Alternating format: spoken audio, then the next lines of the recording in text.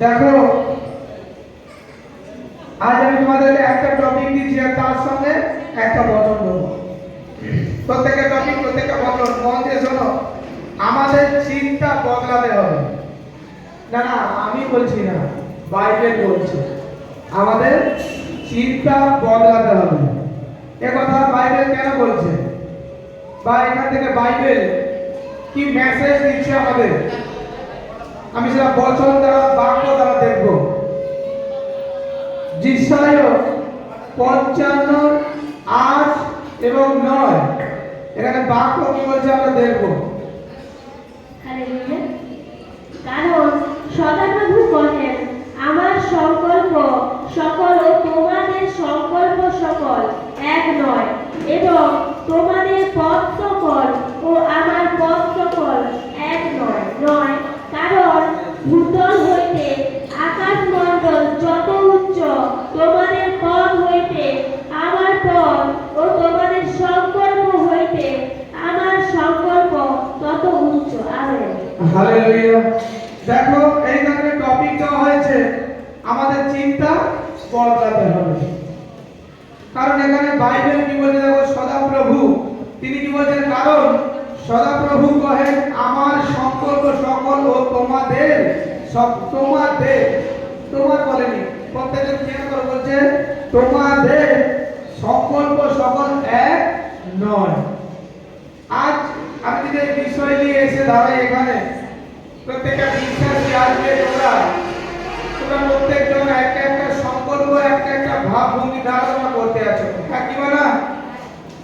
কিন্তু পারমেশ্বর এখানে বলছে তোমার চিন্তাধারাকে তুমি বদলাও, তোমার বোধ বুদ্ধি দ্বারা তুমি যে ভাবনা লিখছো, পারমেশ্বর হয়তো এরকমই, পারমেশ্বর হয়তো ওরকমই, পারমেশ্বর হয়তো এটা দিতে পারে, হয়তো এরকম কিছু করতে পারে, এটা নয়। বাইবেল বলছে, আমার তারপর বলতে দেখো, এবং তোমাদের পথ সকল ও আমার পথ সকল এক নয়। আচ্ছা, নয় কি বলছে দেখো, বলছে কারণ ভূতল হইতে আকাশমণ্ডল যত উচ্চ। আচ্ছা, এই মাটি থেকে আকাশের কত উচ্চ, কত উচ্চতা, কেন কথা বলছে আমি আসছি। বলছে তোমাদের পথ হইতে আমার পথ ও তোমাদের সংকল্প হইতে আমার সংকল্প তত উচ্চ। আজ আমি শুরুতে কিছু কথা বলে গেছিলাম, যেগুলো যে আমরা শুধু পরমেশ্বর পিতার কাছে আসি আমরা রোগ সুস্থ হওয়ার জন্য, আমার প্রত্যেকটা পরিস্থিতিকে বদলানোর জন্য, আমার প্রত্যেকটা স্টেপকে যেন আমি বদলাতে পারি। এটা মনুষ্যের চিন্তা, ঈশ্বরের চিন্তা এই প্রত্যেকটা মনুষ্য যেন স্বাধীনভাবে থাকে। নাম্বার ওয়ান, প্রত্যেকের মনে রাখবে, পিতার ইচ্ছা প্রত্যেকটা মনুষ্য যেন স্বাধীনভাবে থাকে, প্রত্যেকটা মনুষ্য যেন সুখে থাকে, প্রত্যেকটা মনুষ্য যেন মিলে ঝুলে থাকে, প্রত্যেকটা মনুষ্য যেন পরমেশ্বরের আজ্ঞাকারী হয়, প্রত্যেকটা মনুষ্য দিনের শেষে যেন সদা প্রভুর সামনে হাত পাতিতে হয় এক রাস ভালোবাসা নিয়ে, এক রাস বুকে প্রেম নিয়ে পরমেশ্বরের সামনে উপস্থিত হয়। পরমেশ্বর চায় যে মনুষ্যকে আমি নির্মাণ করিয়াছি, সেই মনুষ্য যেন আমি যা কিছু দান করিয়াছি তাহাতে সে যেন সন্তুষ্ট হইয়া থাকে। পরমেশ্বরের ইচ্ছা। আর একটা মানুষের ইচ্ছা কি, আমার একটা বাড়ি হয়ে যাক, আমার টিউমার ক্যান্সার হয়ে যাক, আমার এটা ভালো হয়ে যাক, মিরাক্কেল বাড়ি হয়ে যাক, আমি চট করে বড়লোক হয়ে যাই, এরকম চিন্তা। কিন্তু এই চিন্তা ক্ষণিকে। দেখো, প্রত্যেক জনকে আমি এই বচন দ্বারা আজ আমার পিতার কথাটা তোমাদের সামনে প্রেজেন্স করবো, এবং আজ কোনো চিন্তা দ্বারা বচন নয়, ধীরতার সঙ্গে আমি তোমাদেরকে এই বচন বলছি। কারণ এই বচন আজ আমি মাইক্রোফোনে অ্যানাউন্স করে বলছি, আমি তোমরা প্রত্যেকজন শুনে এটাকে মন দিয়ে হৃদয়ে গেঁথে রাখতে পারো। কারণ বাইবেল এক জায়গায় উঠেছে, বচন বলছে প্রভুর প্রত্যেকটা বাক্যকে তোমরা হৃদয় ফলকে গাঁথিয়া রাখো। আচ্ছা দেখো, প্রত্যেকজন ক্ষণিক জিনিসটা কিরকম, সাময়িক কিরকম। তুমি আজ একটা বাজারে যাও, একটা সুন্দর একটা কাপে করে তুমি এক কাপ চা নাও, সেটা খেয়ে তুমি কিন্তু ডাস্টবিনে ফেলে দেবে, বাড়িতে নিয়ে আসবে না। কিন্তু তোমার ওই সময় লালসা হচ্ছে, লোভ হচ্ছে, মনের ইচ্ছা হচ্ছে আমার কাছে এটা হলে আমি অনেকটাই ভালো। কারণ এই সময় যদি আমি এই কাপটা ধরে, আমি দৃষ্টান্ত দিয়ে তোমাদের বোঝাচ্ছি, বোঝার চেষ্টা করো। এই সময় এখানে আশেপাশে আরো 10টা মানুষ আছে, আমি যদি এই কাপটা ধরে চা খাই তাহলে সবাই বলবে ও কি ভিআইপি মানুষ, কি জমিদার মানুষ। তোমার চিন্তা, কিন্তু এটা করে চিন্তা করো, তোমার চা খাওয়ার পরে ওই কাপ বা ওই জিনিসটা তুমি কিন্তু ফেলে দেবে, সংগ্রহ করে নিয়ে আসবে না। আনন্দ সেটাই, একটা বই যা তুমি একটা বুক স্টল থেকে কিনে নিয়ে যাবে হাতে করে, সঙ্গে করে, যত পড়বে তত আনন্দ পাবে। বাইবেল, বাইবেল তোমাকে অনন্তকাল সর্বসময় তোমাকে খুশি দিবে। যিশু নাসরির কাছে তোমার জীবনের প্রত্যেকটা প্রশ্নের উত্তর আছে। আমেন। তিনি ঈশ্বর, প্রভুর কাছে প্রত্যেকটা প্রশ্ন, তোমার যা কিছু প্রশ্ন আছে প্রভুর কাছে তুমি বলো, প্রভু তোমার প্রত্যেকটা প্রশ্নের উত্তর জানেন এবং তোমাকে প্রত্যেকটা প্রশ্নের উত্তর দেবেন। তোমার প্রত্যেকটা কষ্ট রাস্তাকে তিনি বলে দেবেন, তোমার প্রত্যেকটা পরিস্থিতি তিনি বদলে দেবেন। কিন্তু মনুষ্য আজকে ঈশ্বরের সামনে দাঁড়িয়ে প্রার্থনা স্থলে বসে সেই ক্ষণিকের সুখ, ক্ষণিকের আনন্দ চেয়ে বসে। আমার পরমেশ্বর এতটাই দয়ালু আর তিনি এতটাই মহান, তিনি তো আমাদেরকে দিয়ে দেন।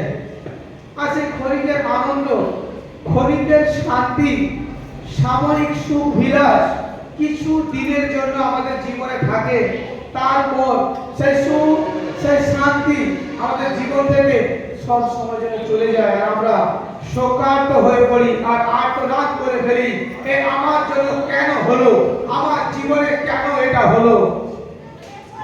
আমরা নিজেরা চেয়েছি, পরমেশ্বর চায়নি। পরমেশ্বর তোমার অন্তর্যামী, তিনি চেয়েছে তোমাকে সর্বভরে আনন্দ দিতে, তিনি চেয়েছেন তোমার পরিত্রাণ, তিনি চেয়েছেন তুমি যেন শেষের দিনে পরমেশ্বরের কাছে থাকো, তিনি চেয়েছেন তোমার দুঃখের সময় পরমেশ্বর যেন তোমার কাছে থাকে। দেখো বাইবেলের বচন বলছে, কিন্তু আমরা অন্যরকম এক সংকল্প করি, আমরা অন্যরকম ভাব ভঙ্গি নিয়ে প্রার্থনায় দাঁড়াই। আজ আমরা অজান্তে পবিত্র আত্মাকে অসম্মান করি।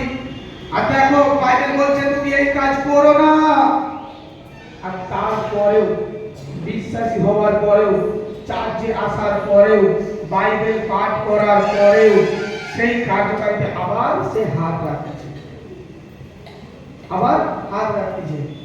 আর সেখানে তোমার কাছে যে স্পিরিট, হলি স্পিরিট আছে, তুমি তাকে বারবার অসম্মান করছো। আজ আমরা মনুষ্যরা, আমরা যদি কোনো ভুল করি, অন্যায় করি, তা সত্ত্বেও যদি কোনো মনুষ্য আমাদেরকে কিছু বলে, লোকের সামনে অপমান করে, আমাদের মুখের কোনো কথা বলে, আমরা লজ্জিত বোধ হই, হ্যাঁ কিংবা না? যিনি পবিত্র আত্মা, অতি পবিত্র, তাকে আমরা বারবার অপমান করছি, এটাকে ঠিক করছি? একবার জন্য ভেবে দেখো, তোমার মনকে তুমি বলো, রে মন একবার ভাব, আমি কি করতেছি, আমি সর্বশক্তিমান ঈশ্বরকে কিভাবে জানতেছি, পরমেশ্বর কে, পরমেশ্বর কেমন, কি চায় প্রভু আমাদের জীবনের জন্য, তিনি কি চায়। দেখো তাহলে তুমি তোমার অস্তিত্ব খুঁজে পাবে, তুমি নিজেকে জানতে পারবে, পরমেশ্বর তোমাকে নিজেকে জানাবে, পরমেশ্বর যথারীতিভাবে তোমাকে সাহায্য করবেন যাতে তুমি জানতে পারো। প্রার্থনাতে গিয়ে হাঁটু পাতিত হয়ে আমরা প্রত্যেকজন সুখ বিলাসের চিন্তা করি। একজন কেউ বলতে পারবে না যে প্রার্থনাতে গিয়ে আমরা সুখ বিলাসের কথা বলি না, প্রত্যেকজন। কিন্তু খুব কম ব্যক্তি করে না, খুব কম ব্যক্তি প্রার্থনাতে গিয়ে আত্মনাদ করে পরমেশ্বরের কাছে, পরমেশ্বরকে চায়, প্রভুকে চায়, ঈশ্বরকে চায়। কারণ আত্মা বলছে যার জীবনে ঈশ্বর চলে আসে তার কোনো কিছু অভাব থাকে না। হালেলুয়া। যার জীবনে ঈশ্বরের পরিত্রাণ চলে আসে সেই ব্যক্তি কখনো রোগী হতে পারে না। কিন্তু এখানে একটা ছোট্ট তোমাদের ঘটনা আমি বলছি। মন্দ স্ত্রী তোমাদেরকে সেই জায়গাতেই ব্যবহার করবে, ব্যবহার করা স্টার্ট করতেছে, তোমরা জানতে পারছো না, কিন্তু করতেছে তোমাদের ব্যবহার। তোমাদের কমজোরি যে সব জিনিসগুলো, সেইগুলো দিয়ে উনি তোমাকে ব্যবহার করতেছে। তোমার জীবনে যদি কিছু কমজোরি থাকতে হয়, সেই কমজোরি একমাত্র একজন, তার পরমেশ্বর পিতা। তোমার লাইফে, তোমার চিন্তায়, তোমার জীবনে কাউকে কমজোরি করো না। না কোনো স্ত্রী তার স্বামীকে কমজোরি ভেবে স্বামীর জন্য চোখে জল ফেলো, না কোনো স্বামী স্ত্রীকে কমজোরি ভেবে স্ত্রীর জন্য চোখে জল ফেলো। আমি কথা কেন বলছি? এক উচ্চতর কথা। স্বামী স্ত্রী প্রেম রাখবো না পাঁচটা, প্রেম তোমরা অকাতরে রাখো। তোমাদের ধ্যান থাকবে ঈশ্বরের উপর, তোমার ভক্তি থাকবে ঈশ্বরের উপর। আর তুমি যদি সেই সৃষ্টিকর্তা ঈশ্বরের উপর সেই ভক্তি রাখো, তোমার স্বামী স্ত্রী কখনো গন্ডগোল হবে না, তোমার স্বামী স্ত্রী কখনো দূরত্ব হবে না, তোমার আত্মীয় স্বজনের সঙ্গে কখনো তোমার দূরত্ব বজায় আসবে না।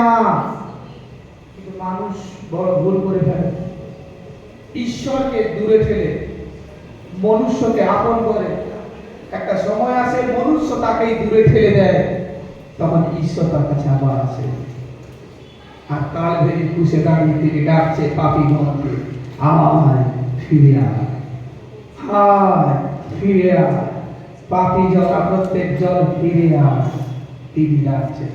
আর আমরা আমাদের অতীতকে নিয়ে, আমরা আমাদের ভাবনাকে নিয়ে, আমরা আমাদের পাপকে নিয়ে এগোচ্ছি এগোচ্ছি এগোচ্ছি। যেমন আমি তোমাদের যেটা দৃষ্টান্ত দেই, দেখবে একটা যদি একটা গাধাকে দেখবে, তার সামনে তার পেছন থেকে একটা লাঠি দিয়ে সামনে একটা গাজর ঝুলিয়ে দাও, ওই গাজরটাকে খেতে গাধা ছুটে বেড়াবে ছুটে বেড়াবে, ভাববে একটু ছুটলে আমি গাজরটা ধরে নেব, আর একটু ছুটলে গাজরটা ধরে নেব।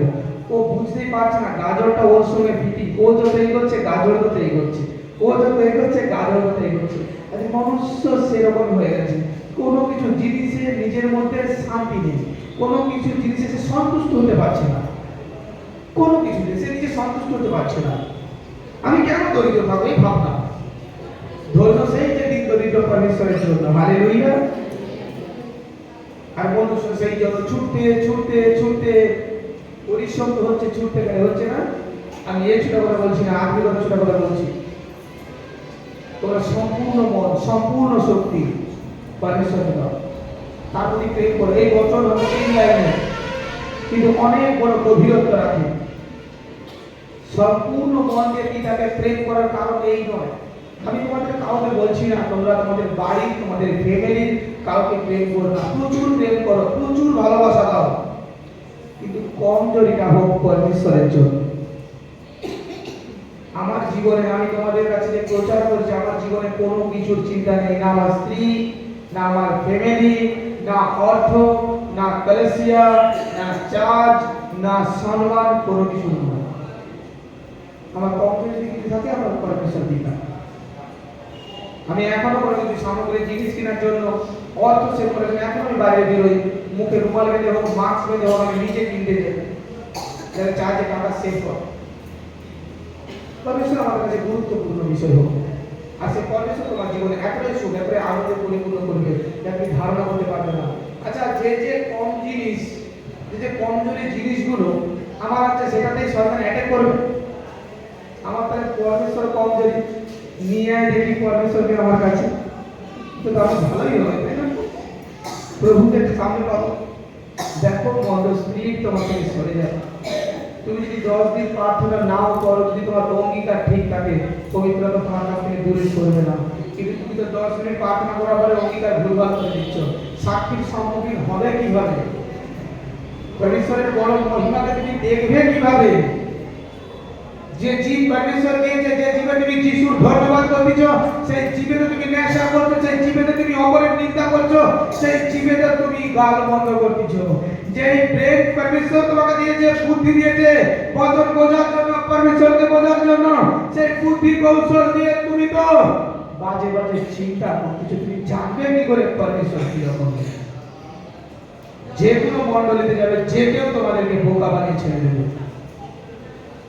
বিষয়টা যদি গাড়ি বাড়ি বাংলো টাকা পয়সা পাসপোর্ট ভিসা এটাই হতো, যিশু নাসরি রক্ত ঝরানোর প্রয়োজন ছিল না। তাহলে প্রভু যিশুকে যখন ক্রুশবিদ্ধ করা হলো তখন পরমেশ্বর পিতা তাকে সেখান থেকে উঠে দিতে পারত, কিন্তু তখন উঠায়নি। পরমেশ্বর পিতা সাচ্চা প্রেম দেখিয়েছে, তাকে মৃত করে আবার জীবিত করে দিয়েছে যিশু নাসরির নামে।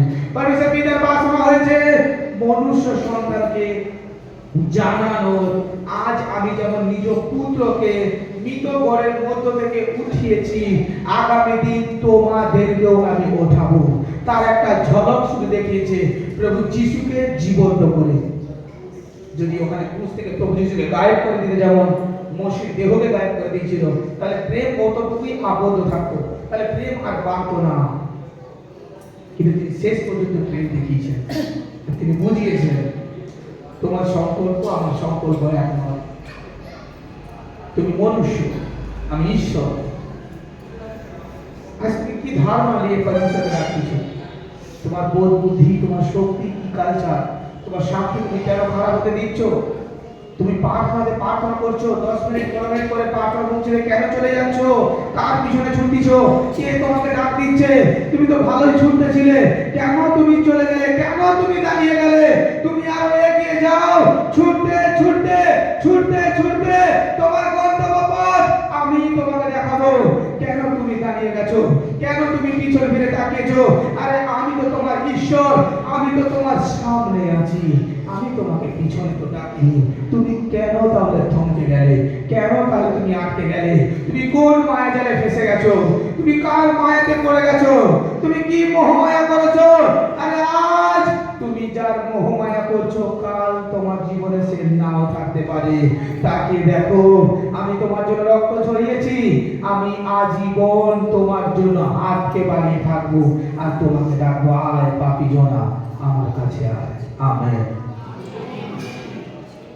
কিন্তু আমরা প্রার্থনা থেকে দুর্বলতার সঙ্গে দুর্বল হয়ে পড়ি, জানার চেষ্টা করি না পরমেশ্বর আমার জীবনে কি চায়, বোঝার চেষ্টা করি না পরমেশ্বর আমার জীবনে কি চায়। হ্যাঁ, আমরা এটা বলার চেষ্টা করি আমি কি চাই, আমার কি প্রয়োজন, এটা আমরা ভালো করে বোঝানোর চেষ্টা করি প্রার্থনায়। আজ আমি এই সকল কথা এমনি এমনি বলিনি, যা আত্মা আমাকে দেখায়, যা আত্মা আমাকে বলে, আমি সেটাই তোমাদের সামনে তুলে ধরতেছি। তোমরা একটু কদর করো, প্রার্থনা দেখি খুব কম সময় প্রার্থনা করে চলে আসে, লজ্জা না করো। আমাদের হয়, পাস্টারদের জীবনেও হয়, সবার জীবন হয়, কিন্তু এটা তোমরা ভাবক্তি করো। আমাকে একটু খাওয়ার থালা দিল, খাওয়ার দিল না, চলে গেল, আমাকে ভালো লাগবে? লাগবে? হ্যাঁ কি বলা? বাক্যগুলো মনে হচ্ছে ছুরির মতন আমার গায়ে পড়তেছে না? পরমেশ্বরকে জানার চেষ্টা করো। আজ হয়তো তোমাদের খারাপ লাগছে, আজ হয়তো নিজের কাছে ছোট মনে হচ্ছে। আজ আমি যদি তোমাদেরকে বলতাম তোমার পাসপোর্ট ভিসা আসছে, তোমার গাড়ি আসছে, তোমার মিরাকেল মানি হচ্ছে, তুমি জমিদার হয়ে যাচ্ছ, বাড়ি থেকে 2 লাখ টাকা পেয়ে যাবে, সবজন আমেন আমেন আমেন আমেন করতে।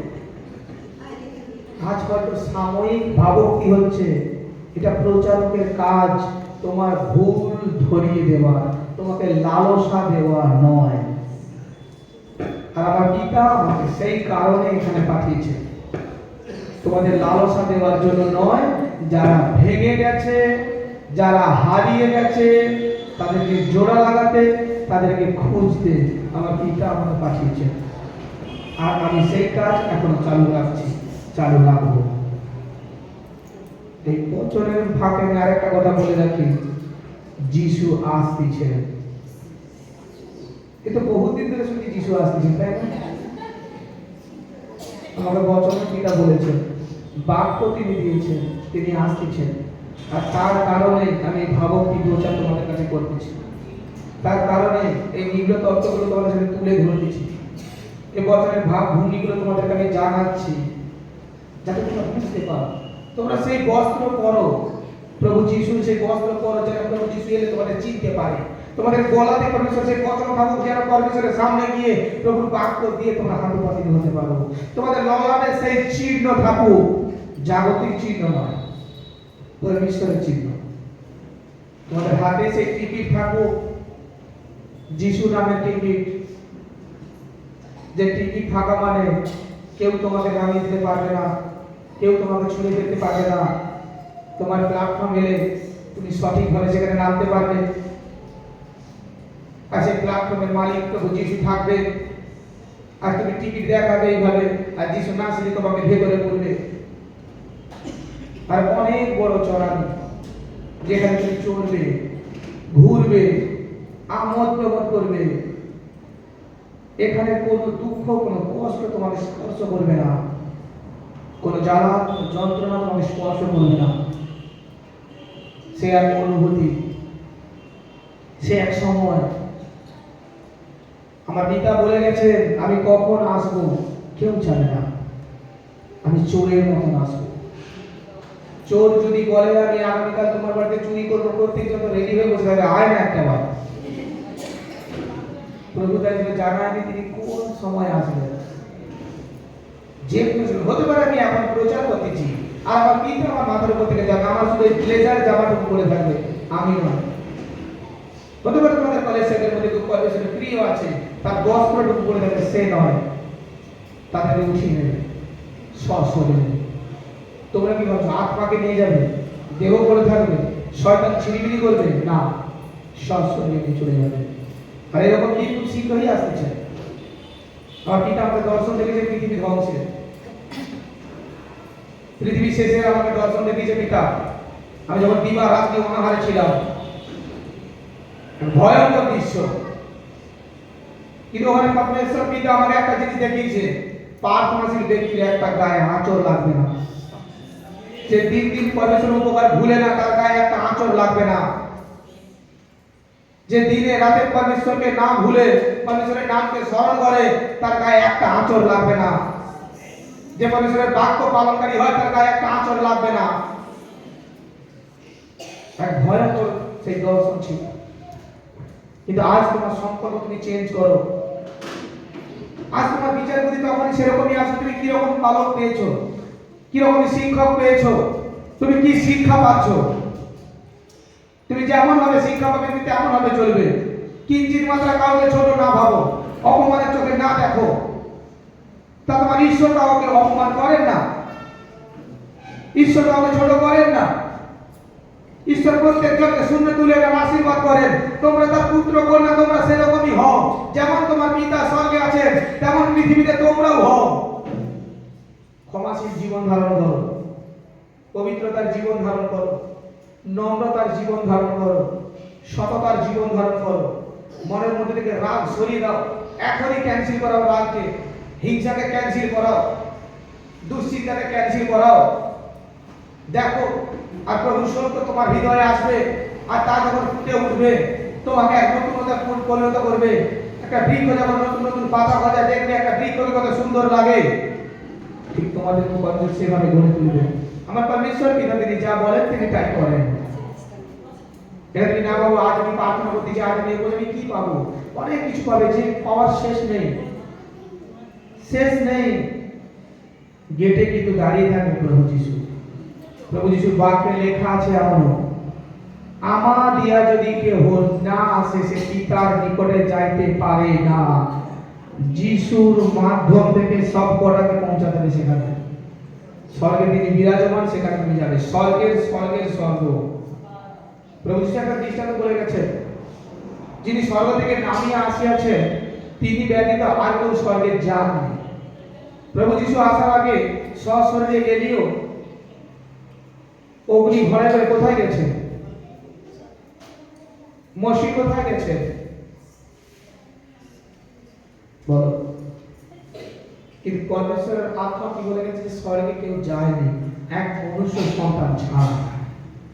স্বর্গের বর্ণনা অনেকগুলো আছে, বাক্য পাঠ করে তোমরা জানতে পারবে, একটা স্বর্গ নয়। আর প্রভু যিশু সেই স্বর্গের কথা বলছে যেখানে প্রভু যিশু থাকে, যেখানে তার সামনে সর্বক্ষণ আরাধনা হচ্ছে, যেখানে হাজার হাজার লাখ লাখ স্বর্গদূত আমি যা বলছি আমি দেখেছি তাই তোমাদের দিকে আমি সাক্ষ্য দিচ্ছি। আমি কোনোটাই কাল্পনিক ভাবে তোমাদের সাক্ষ্য দিচ্ছি না। আমি যখন প্রার্থনা করি তখন আমি দেখেছি, আমি হাঁটু পাতিতে বসে আছি আর আমি দেখছি স্বর্গদূত গুনতি বাজাচ্ছে না, আমার পরমেশ্বরের চারপাশে রাউন্ড হয়ে আছে। কেউ সাইরেন বাজাচ্ছে, কেউ ঝুম বাজাচ্ছে, কেউ হাত উঠে আছে, কারো ডানা আছে, কারো ডানা নেই। আর আমার পরমেশ্বর সেখানে সিংহাসনে বসে আছে, সবাই গীত গায় দিচ্ছে। এক ধুমাশা ভাবে আমি দেখছি পবিত্র আত্মাকে আরাধনা করতেছে সবাই। তোমরাও সেদিন দেখবে। আজ মানুষ এখানে তোমাদেরকে দমিয়ে রাখতে পারে, মানুষ তোমাদেরকে এখানে ছোট করতে পারে, পরমেশ্বর তোমাকে ছোট করবেন না। পরমেশ্বর তোমাকে সর্বদা উচ্চে স্থাপিত করবে, সর্বদা যেটা তুমি ধারণা করতে পারো।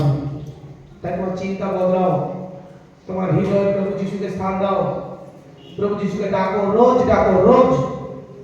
যতক্ষণ না তুমি দর্শন পাচ্ছ পবিত্র আত্মা, যতক্ষণ না প্রভু যিশুর কোনো দর্শন পাচ্ছ, পবিত্র আত্মা তোমার যাজকের রূপ ধারণ করে আসতে পারে, পবিত্র আত্মার রূপ ধারণ করে আসতে পারে, বাক্য দ্বারা বলতে পারে, বিভিন্ন ভাবে পবিত্র আত্মা আসতে পারে।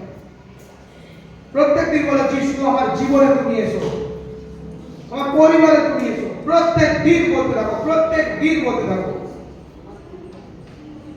আর দেখো তোমার মধ্যে প্রভু যিশুর স্থান হবে, তোমার মধ্যে প্রভু যিশুর বাস হবে। তিনি অপেক্ষা করছেন তোমার মুখে এই আওয়াজকে শোনার জন্য। তিনি প্রকাশ তোমাকে বলেছে, দেখো আমি দ্বারে ঠক ঠকাইতেছি, কেউ যদি এই দ্বারের আওয়াজকে শুনে খুলিয়া দেয়, আমি ভিতরে প্রবেশ করিনি। প্রভু যিশু শুনতে চাচ্ছে। আমার সন্তান আমাকে বলবে, প্রভু আমার মধ্যে তুমি এসো। পরমেশ্বর ঢুকবে তোমার মধ্যে। তুমি কি পাপ করেছো, কি নষ্টামি করেছো, কি অসুচিতা করেছো দেখবেন না, কিন্তু প্রভুকে গ্রহণ করার পরে পাপ ছাড়ো, কোনো কম্প্রোমাইজ নয় পাপের সঙ্গে। সঙ্গে সঙ্গে সেখানে না বলো। তাদের যদি 2 রাত 3 রাত না খেয়ে থাকতে হয়, না খেয়ে থাকো। অসুচিতার সঙ্গে জীবনযাপন করো না। হালেলুয়া।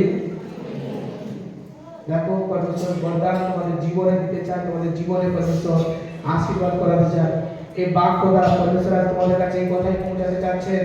তোমরা তোমাদের সংকল্প, তোমাদের ভাবনা, তোমাদের চিন্তাকে তোমরা চেঞ্জ করো, আরো উন্নত ভাবে তোমরা চিন্তা করো, তোমাদের বুদ্ধিকে আরো উন্নত ভাবে তোমরা রাখো।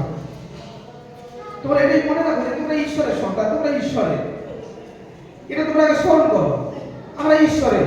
আমার ঈশ্বর সর্বময় চিহ্ন চমৎকার করেন, করেন কি করেন না? আমার ঈশ্বর যখন সর্বময় চিহ্ন চমৎকার করেন, আমিও চিহ্ন চমৎকার করবো যিশু মসির নামে। দেখো তোমার মধ্যে চিহ্ন চমৎকার কার্যকারী হবে। খুশি থাকো সর্বদা। রোজ সকালে উঠে প্রভুকে ধন্যবাদ দাও হাসি মুখে, যে পিতা তোমার ধন্যবাদ, আজকে একটা দিন দেখার সুযোগ পেয়েছি। রোজ সন্ধ্যেবেলা হাসি মুখে প্রভুর ধন্যবাদ করো। পিতা তোমার ধন্যবাদ, সারাদিন আমি আনন্দে কাটিয়েছি। ধন্যবাদ দিতে বলছি, তোমার জমি লিখে দিতে বলছি না। খুশি মনে দিয়ে তো দেখো, ধন্যবাদ দাও পরমেশ্বরকে। ধন্যবাদ দিতে কখনো তোমরা ক্লান্ত হয়ে পড়ো না। ধন্যবাদ দিতে দিতে কখনো তোমরা পিছিয়ে পড়ো না। আর ধন্যবাদ দেওয়াতে পরমেশ্বর খুশি হয় প্রভু যিশুর নামে। পবিত্র আত্মা তোমার কাছেই আছে, প্রভু যিশুর নামে বলো, পবিত্র আত্মা তোমার জীবনে কার্যকারী করবে। তোমার উঁচা আওয়াজকে তুমি বাঁচিয়ে রাখো দুষ্ট আত্মার জন্য, মনুষ্যের সঙ্গে দ্বন্দ্ব বা ঝগড়া করার জন্য। দুষ্ট আত্মার জন্য, দুষ্ট আত্মার কোনো ক্ষমতা নেই তোমার কোনো ক্ষতি করতে পারে। তোমরা কি এটা জানো? তোমরা ভয়ে থাকো দুষ্ট আত্মা, কিন্তু দুষ্ট আত্মার কোনো ক্ষমতা নেই তোমাদের কিঞ্চিত মাত্রা কোনো ক্ষতি করা। তোমরা কি জানো? তোমাদেরকে দেখে দুষ্ট আত্মা ভয় সরে যায়। তোমরা যে যতদিন বিশ্বাসী, যে যতদিন তোমরা যিশুকে জানছো, তোমরা যেমন শিক্ষা পাচ্ছ সেভাবে চলছো। আমি তোমাদের সত্য সত্য বলছি, দুষ্ট আত্মা তোমাদের ভয় পায়, তোমাদের দুর্বলতা থেকেও তোমাদেরকে অ্যাটাক করে। বলছে তেজস্বী লোক হও, তেজস্বী ব্যক্তি হও। পিতার নামে তোমরা বুক পাটা করো, পিতার নামে সেই বস্ত্রকে করো, পিতার নামে দাঁড়াও তুমি। শত শত দুষ্ট আত্মা তোমাদের দেখে সরে যাবে, তোমাকে দেখে। কারণ প্রভু তোমার মধ্যে যে ক্ষমতা দিয়েছে, এখানে আমি যে অভিষেক করতেছি, হিলিং করতেছি, তোমাদের মধ্যে যে ক্ষমতা তোমাদের শরীরের মধ্যে আছে। যে মুখে তুমি যিশু নাসরির নাম জপ করতেছ, সেই মুখে তুমি যা বলবে সেটাই হবে তোমার জন্য।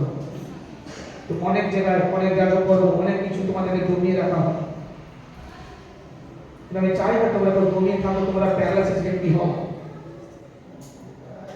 প্যারালাইসিস ব্যক্তি তোমরা কেউ হয়েও না, তোমরা একজন সতেজ ব্যক্তি হও, যা নিজে খেটে খায় সেরকম ব্যক্তি হও। তুমি নিজে খাটো আর খাও। কোন খাটার কথা আমি বলছি? মাটি কাটতে বলছি, সিমেন্ট বইতে বলছি, টোটো চালাতে বলছি? কোন খাটার কথা বলছি? বাইবেল। বাইবেল পাঠ, সে পরিশ্রম, খাও সে বচন, পরিতৃপ্ত করে আহার করো, পরিতৃপ্ত করে তুমি করো। কেউ তোমার কাছ থেকে কেড়ে নেবে না, ভাত কেউ নেবে না। মন খুশি হয়ে, মন খুলে বচনকে গ্রহণ করো, মন খুলে। ডায়েরি পেন দিয়ে বসো, একটা জায়গায় 10টা ডায়েরি ভর্তি হোক। অনেকে ভাবে একটাই তো বাইবেল, এই তো পড়ে নিলাম, আবার কি করবো? আমি পরমেশ্বরের দাস এখানে দাঁড়িয়ে বলছি, যে কোনো বছর শুরু থেকে শেষ পর্যন্ত পড়বেন, আবার পরের দিন শুরু থেকে শেষ পর্যন্ত পড়ো। যতবার পড়বে ততবার নতুন নতুন বচন পাবে, যতবার পড়বে ততবার নতুন নতুন বচন পাবে। আর বিরাটে তুমি দেখবে, আরে কি করে হলো, কালকে তো পড়ে গেলাম, কালকে তো এটা দাঁড়ালাম, পাশেই বচন। তো রোজকার বচন রোজ তোমাদের উপস্থিত হবে, বুঝেছিল না? অনেকজন ভাবে আরে আজকে পড়ে চলে গেছি, পুরো বাইবেল তো আমার পড়া হয়ে গেছে, আর কি বলবো, আর কখন। কিন্তু না, তুমি ভালো করে পড়ে গেলে তোমাদের কাছে কিছু না কিছু মেসেজ পরমেশ্বর রেখেছে। হালেলুয়া। আর সেখান থেকে দেখো তোমার ভক্তি, তোমার বর্ণনা পরমেশ্বর পৌঁছাবে যিশু মসিহ নামে।